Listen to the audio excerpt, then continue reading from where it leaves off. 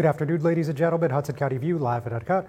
I'm your host, not always a saint, but rarely a sinner, and has all the qualities of a certified winner, John Arhitis. And today we're going to talk about the latest and greatest in Hudson County news, as we always do. So first and foremost, I have sitting next to me Hoboken First Ward Councilman Mike DeFusco. So we have a lot to talk about in terms of COVID-19 preparedness, 770 Jackson Street payment in lieu of taxes program and where the future of that lies, as well as plenty more, I'm sure. 2021, of course, will be a topic there as well. And we're also going to speak about what's going on statewide. Governor Phil Murphy, as we speak, is continuing to give his coronavirus briefing, of course, something he's done since March. And there is an update about non-essential businesses, so that's something that we're going to discuss. On a related note, we're going to talk about Jersey City Mayor Stephen Fulop opposing any bar and restaurant restrictions up to this point, and it looks like he's sticking to his guns. So we're going to also detail some of that. We're also going to have a conversation, briefly at least, about a four-legged friend spotted in the Mile Square City yesterday, something you don't see every day. So we're going to have a quick, maybe 30 seconds or so on that. And we're also going to have a whole lot more after we have a word from our sponsors. Burns Brothers Memorials, Monuments, and Markers, 787 Tunley Avenue, Jersey City. Hudson County's only monument maker, serving all faiths and cemeteries. Design, studio, and large inventory on site. Cemetery inscriptions and custom orders welcome. Burns Brothers Memorials, Monuments, and Markers, 787 Tunley Avenue, just south of Secaucus Road. Craftsmanship that will last for all eternity. Burns Brothers, Jersey City, Albert H. Hopper, North Arlington. Visit us on the net. Consumer Carpets, 3408 Kennedy Boulevard in the Jersey City Heights, your one-stop store for residential and commercial floor treatments, carpeting, linoleum, tiles, laminates, hardwood floors, area rugs, remnants, all major brands, all in stock. Free estimates, same-day installation. Consumer Carpets, it's savings, selection, installation. Credit cards and debit cards accepted. Financing available. Consumer Carpets, price to fit your budget, installation to fit your schedule. On the net at consumercarpets.com. Consumer Carpets, Jersey City, 201-792-2712. Good Friend Self-Storage in North Bergen, New Jersey is a fully climate-controlled facility equipped with state-of-the-art security, packing supplies, a Refer a Friend program, and multiple loading docks convenient for commercial use. Located just off of Route 3 at 4301 Tunley Avenue, Route 1 and 9. Call 201-867-2444 or visit us on the web today. Good Friend Self-Storage. Let us be your good friend. Hudson County View, live and uncut. John Arhitis, and as I just mentioned, I'm joined today with Hoboken First Ward Councilman Mike DeFusco. Councilman, thanks for joining me again. Thanks for having me, John. All right, so first of all, I think an issue that has been permeating throughout the City Council for a few weeks, several weeks really, is the 77 Jackson Street payment in lieu of taxes. Obviously, you're well aware this agreement was approved about 4 years ago, and we've been trying to reach common ground. Obviously, that hasn't happened yet, so just tell me where this stands in your mind and where you'd like to see it go. Yeah, no, absolutely. So in the summer of 2016, the City Council, at the urging of Mayor Dawn Zimmer at the time, approved a payment in lieu of taxes for one of the largest buildings in all of Hoboken. Part of that pilot agreement basically agreed to take a portion of the payment in lieu of taxes and put it towards the public school system. Shortly before a council meeting about 3 weeks ago, as has become standard for this administration, we received a memo from the mayor that said the payment in lieu of tax money would not be going to public charter schools, but only to the public district schools. It didn't give the council a whole ton of time to react, so that evening we put forth a very simple resolution that basically urged the administration to work with the council, work with all public schools parents to find a way to proportionately distribute these funds. What occurred after that was unfortunate. Again, this administration only thrives through division and creating a polarization of not just the City Council, but also of our electorate. So what we found was a campaign of misinformation that started with those very close to the administration trying to explain away how the charter schools and the district schools, the district public schools, were each in their own way trying to take the money, and the facts were all over the place, and it's an unfortunate thing to see. Families, neighbors, public school families all attacking one another, attacking the City Council. council and to have a mayor sit quietly and watch from afar as this level of division occurs. So, yeah, I mean, that's a pretty in-depth synopsis. The only thing I guess I would add is just there were two resolutions, right? I mean, the first one was introduced by 4th Ward Councilman Ruben Ramos, Sure. and he was hoping to see about an 80-20 split between the Board of Ed and the charter schools. Obviously, there was no vote. Yep. And we saw 5th Ward Councilman Phil Cohen come back and try to do 100% to the Board of Ed. Once again, there was no vote. So how do you see this thing getting resolved? Well, what was most surprising that first night was the Board of Education attorney came out and said, listen, we want to work with all parties to understand the issues and to come to the negotiating table for an amicable resolution. To that, Councilman Ramos, my close colleague, said that sounds like a good plan. I'm going to withdraw my resolution. And then, unsurprisingly, the following meeting, Councilman Cohen and Councilwoman Jabour put forth a resolution again claiming all of these funds should go to the public district schools, even though the Board of Education attorney clearly said we want to work with all families to find a solution. This is the dysfunctional politics that we have in Hoboken right now. We need solutions, we need compromise, we need to find a middle ground where we're growing our educational funding, where we're growing our municipal government in productive ways. And that's not what we have under Mayor Bala. But again, this is a mayor that only survives and only succeeds when there are arguments going on in this city. It's time for that to stop. Well, look, on that point, as far as the executive leadership here at the Mile Square, it's not a secret to you that a lot of people have been anticipating you guys will have a rematch next year in the mayoral contest. So where do you stand? Are you running, thinking about running, not running? Any thoughts on that you could tell us today? Listen, have I ever really stopped expressing the thoughts, the beliefs of what caused me to run for mayor in 2017? My organization has never been stronger. We've gotten stronger. I have grown as a politician. I have used the last 3 years to listen to more people, to further develop ideas that were fledgling in 2017. So my goals for 2021 is to see a dysfunctional administration out. Would I like to be that candidate? I am looking at all options, professionally, personally, and I'm coming close to a decision that I think is going to be the best one, not only for the city of Hoboken, but for a majority of the city that wants to see change come to the Mile Square. So would it be fair to say at this time that whether or not you're on the ballot, you will not be supporting the incumbent in this one? Listen, the mayor has never proven to be a compromiser. He has never proven to do anything but garner headlines and create division within the city council. We deserve somebody that's going to bring all ends of Hoboken together. Old Hoboken, new Hoboken, whether you have a family or whether you're trying to start one, whether you own a business or whether you want to start a business, Hoboken deserves a mayor that's going to worry about local issues, not going to draw something from the national level, take it down to Hoboken and create divisions. Listen, I think that we still have situations that have gone unresolved in terms of quality of life. Our streets are a mess. Our stores are looking for guidance on zoning issues that the mayor is unwilling to provide them. We have a gross misspending by this administration that caused a 9.8% tax increase at the hands of politically connected contracts and special interests. Those money interests have not gone away since the mayor won his election 3 years ago by a narrow 400 plus votes over me. Those interests have only grown.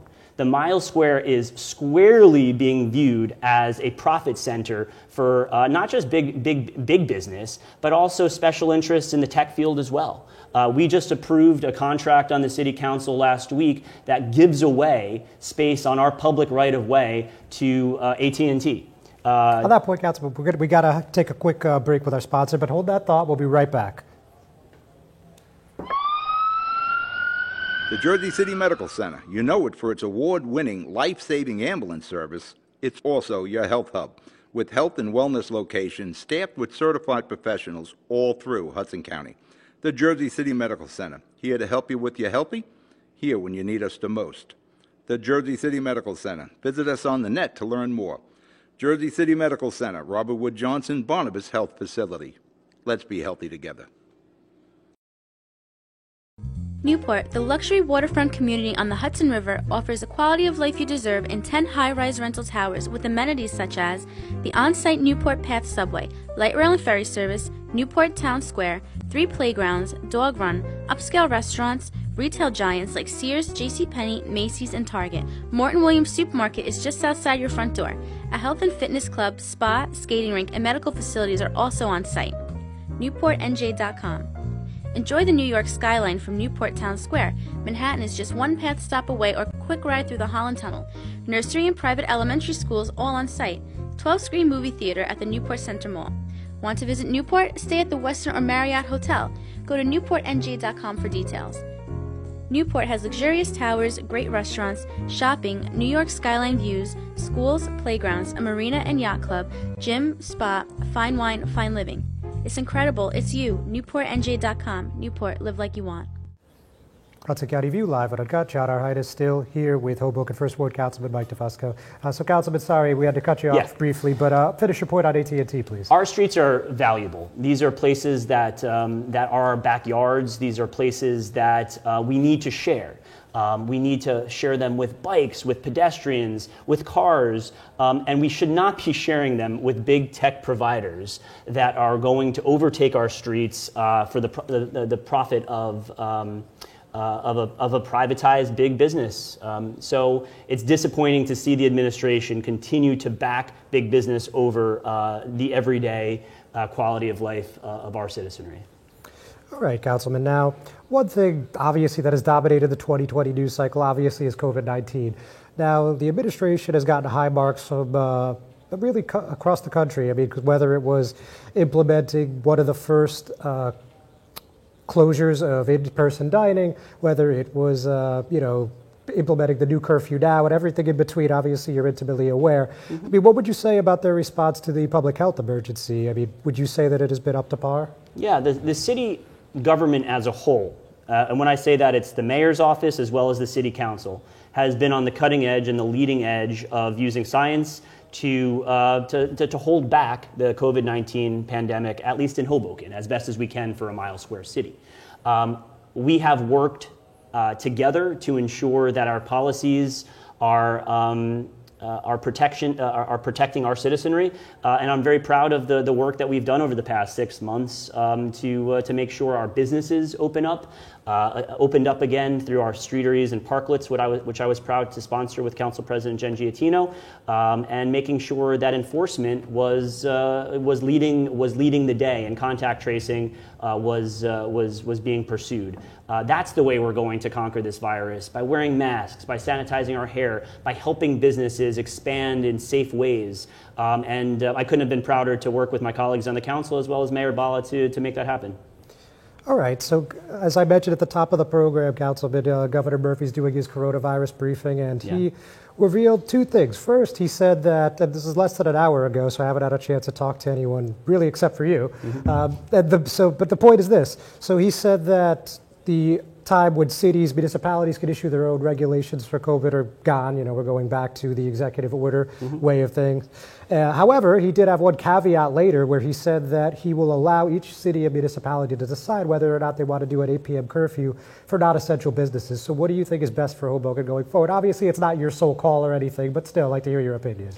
Listen, I walk around my downtown neighborhood, the First Ward, and I see certain businesses not following correct social distancing.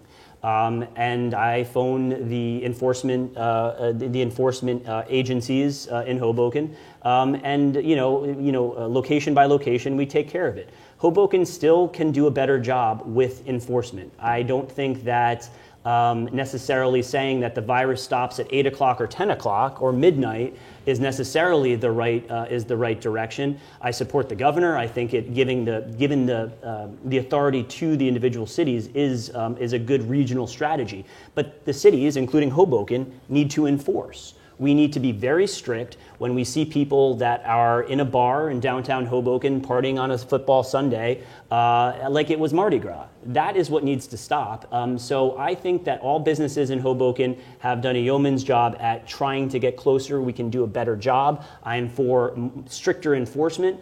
I couldn't tell you that I am absolutely in favor of 8 o'clock versus 10 o'clock, but I am in favor of making sure enforcement is ratcheted up as we get closer and closer to a very cold, very dark winter where cases have already proven to be going up at a exponential rate. So on the topic of enforcement, you know, the council already recently approved, I should say, this $1,000 house party on the books now, which means if over 25 occupants in a home and there's probable cause, the police can write a summons anywhere from $250 to $1,000. So do you think this is going to be helpful in the long term, and why or why not? I mean, I know you voted in favor of this, but still. House parties have always been a byproduct of our very active nightlife scene, whether it was with SantaCon or whether it was with the St. Patrick's Day Parade before that. When you close bars, where do the people go? They just don't dissipate. When you close bars, young people tend to go back to their houses, and they have, you know, they open up a couple bottles, and all of a sudden it's 2 o'clock in the morning and neighbors are complaining. So I think that house parties within COVID are have the potential of being a super spreader event. Outside of COVID, we need to continue to crack down on house parties to make sure that the quality of life all across Hoboken is maintained. I supported that change, which was, let's be honest here, it was simply codifying the governor's executive order. So although it was a ceremonial or symbolic action of the council, I was proud to lend my support to it. But now it's about the enforcement. Yeah, crack down on the house parties, crack down on the bars, make sure that we are maintaining 6-foot distance on the streets.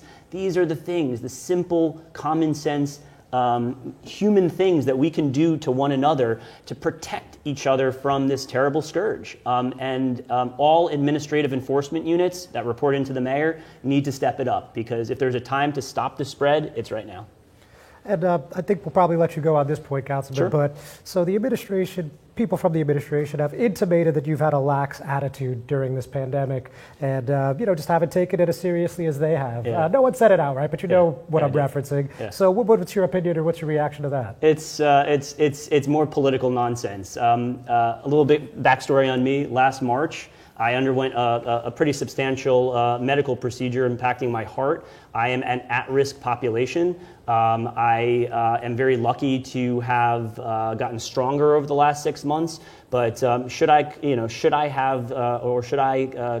COVID-19, it would not be a good situation for me. So having a lax attitude, personally, for me, is not an option. My father, also in the aging population, to see him, I need to also bring about common sense measures to ensure his safety. My young nieces as well. There's a political class that likes to attack me, and it's humorous to watch because they know that the only way that they're going to win is through a negative conversation about who I am. But the truth and the facts hopefully shine through to those that know me and those that have voted for me and support my actions on the City Council. Thank you very much, Councilman. Thank Always you, John. a pleasure. Ladies and gentlemen, thanks for watching. We're not done yet, but we are going to take another break. We'll be right back. Most women who give birth recover without problems, but any woman can have complications after the birth of a baby. Learn the post-birth warning signs, such as fever, headache, chest pain, shortness of breath, increased bleeding, or thoughts of hurting yourself or someone else. Knowing these can save your life or the life of someone that you love. Trust your instincts. If you feel something is wrong, call and get evaluated by your healthcare provider. If your symptoms get worse or you do not hear back from your physician, call 911 or go to the nearest emergency room. RWJ Barnabas Health. Let's be healthy together.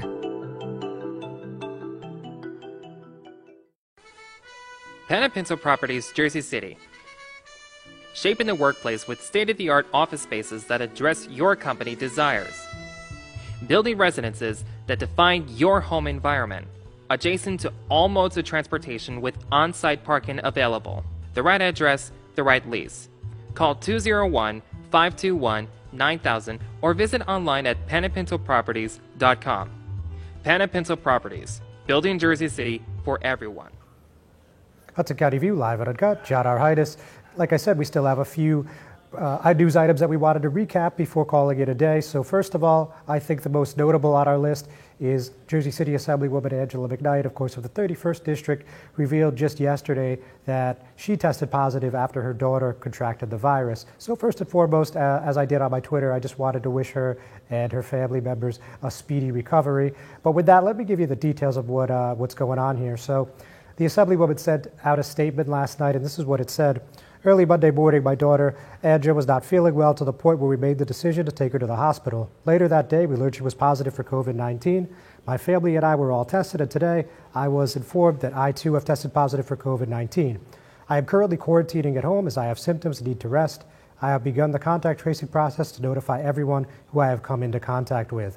And she also noted, which is a little interesting, that her family has practiced social distancing, has practiced wearing masks, and other best health practices from the U.S. Centers for Disease Control regarding COVID-19, and yet they still had at least 2 family members who tested positive here. But nevertheless, she advises her constituency, her friends, and her other family members to keep up the same. And she added, the reality is the number of cases in our state are drastically rising. We have to do all we can to stop the spread. My family and I will continue to quarantine for 14 days per the CDC guidelines. Please remember to continue to take the necessary precautions. So that's basically the gist of that.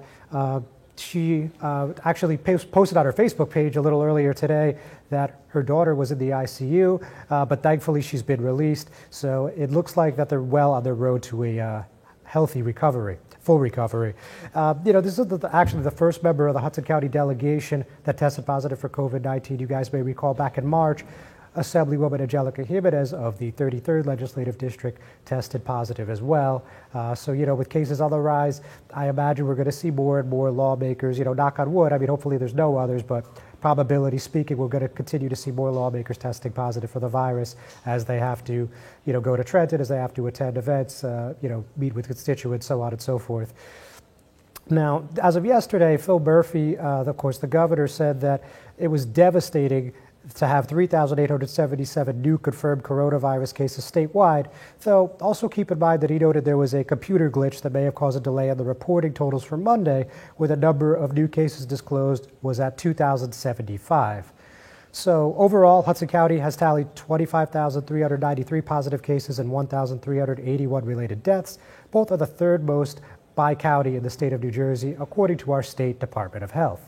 So on this point, I think this is as good a time as any to talk about Jersey City Mayor Stephen Fulop. Again, I mentioned at the top of the program that he was reacting to the new curfew and restaurant restriction rules, and he's still against it. And this was just as of 2 days ago, I believe. And he said the governor has said, and local data as well, this was on Twitter, that the recent spread is happening due to small gatherings at people's homes with friends and families. Closing restaurants/bars at a random time will only push people more towards those house gatherings that are the spreaders. Secondly, my concern with the holidays around the corner, this is going to trigger more restaurants, letting go of a large number of employees, no question, and we're already seeing more demand at food pantries. So we saw last week, I'm sure most of you recall, if not all of you, that Mayor Stephen Fulop seemed to be at odds with Hoboken Mayor Ravi Bala, who, as we just spoke about with Councilman DeFusco, had a new curfew put into place at midnight for the bars and restaurants on the Mile Square. And that was after Newark had already implemented an 8 p.m. curfew for non-essential businesses. And that actually the morning of our program last week, we saw Patterson enact the same thing that Hoboken did, which was a midnight bar and restaurant curfew. So in reaction to that, we saw Mayor Fulop coming out with this series of tweets saying that he does not think that closing restaurants early is going to accomplish anything, and he's doubling down on that position here, even after the governor has endorsed that position.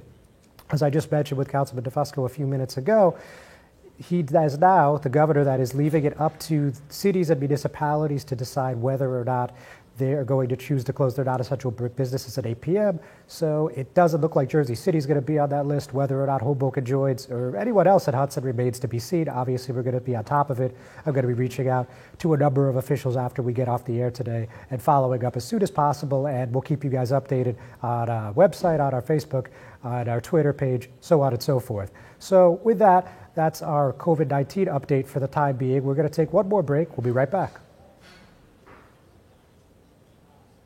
You know those times when you need to see the doctor, but you just can't get to the doctor? So where do you go? Go to the App Store, download the Telemed app from RWJ Barnabas Health, and you see the doctor right away. From any mobile device, whenever you want, wherever you are. Quality care, no appointment necessary. The doctor is online when you download the Telemed app. Don't you feel better already? RWJ Barnabas Health. Let's be healthy together. Stevens Jersey City Ford, located right off of NJ 440 North. Across the Hudson Mall is your one-stop for all your automotive needs. Check out Ford's latest models like the 2020 Ford Fusion with its stylish looks and hybrid options, or the unparalleled high-performance 2020 Ford Mustang. The 2020 Ford F-150 Raptor is ready for those rugged off-road terrains with trail control. Need a mid-sized truck for your towing and hauling? The 2020 Ford Ranger will deliver. The 2020 Ford Escape is a luxury SUV that was made for comfort and adventure on the go. Returning is Ford's legendary Bronco, which takes you back to the true meaning of off-roading. They are now available for pre-order in our showroom or on our website. Let us help you find your next vehicle. Stevens Jersey City Ford, 201-432-7272. Hudson County View, live and uncut. John Arhitis. So this is more of a public service announcement than anything else, but ever since the Motor Vehicle Commissions, of course we still call them the DMVs, across the state reopened, there's been a lot of issues. People have been camping outside, and yeah, it's just been a real bear to deal with, to put it nicely. Well, here, I just wanted to let you guys know that the Bayonne DMV is going to be closed till at least November 24th. An employee tested positive. The New Jersey Motor Vehicle Commission tweeted yesterday, breaking: Bayonne Licensing Center is closed due to an employee testing positive for COVID-19 and will reopen Tuesday, November 24th. Pretty straightforward, but again, just for anyone that was looking for services there, that will not be an option for, again, well, now it would be 13 days at a minimum.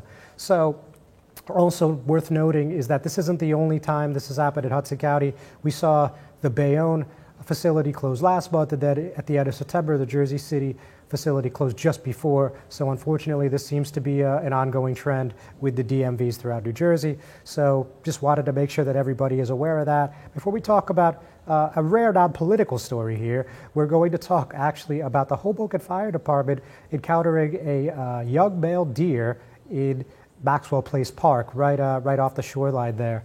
So this was something, I saw some interesting pictures on Twitter, and that obviously got me curious. You don't see a buck hanging out in the mile square every day.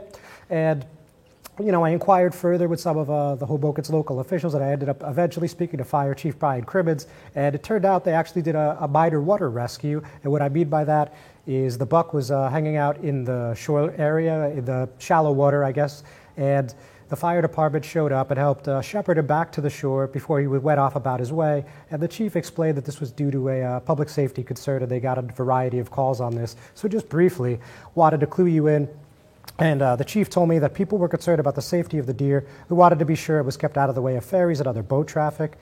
And he said the firefighters arrived at the park at 1:03 p.m. after receiving a number of calls, though noted that the animal, quote, didn't appear to be in distress, end quote, as a fireboat helped guide him back to the shore where he eventually went back, quote, safely on his way. So a very interesting story out of Hoboken for my animal lovers out there. But on that, we're actually going to call it a day. We're going to be back next week. Thank you everyone for tuning in as always. Stay safe. Have a great day.